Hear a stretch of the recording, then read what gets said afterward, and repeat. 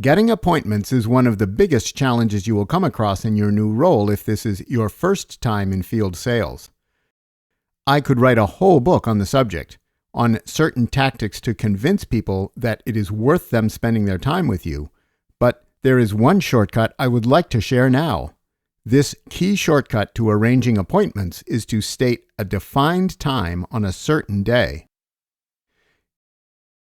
If there is a customer you want to visit in person, but perhaps they are not 100% convinced it's worth their time, ask them something like, "Can we arrange a meeting at 2 p.m. on Wednesday the 3rd of October? This makes it sound like you have a busy calendar.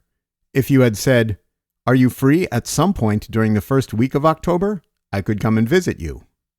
It makes you sound like your calendar is empty, and you will be a slave to them. It makes it sound as if you are twiddling your thumbs with nothing better to do.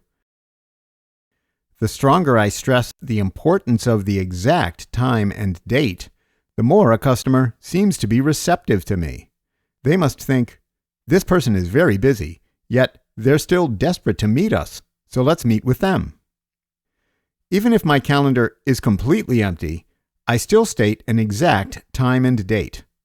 Later on, the customer may say they can't do that time, but then will propose another date and time instead. That's a result. If this clashes with another meeting you already have, you can call the other customer, apologize, and ask to move to a different time. This won't be detracting. It will just make it appear as though you're so important that you need to reorganize your calendar so you can get around to helping everyone. A Simple Guide to Technical Sales and Field Application Engineering by Russell J. Williamson.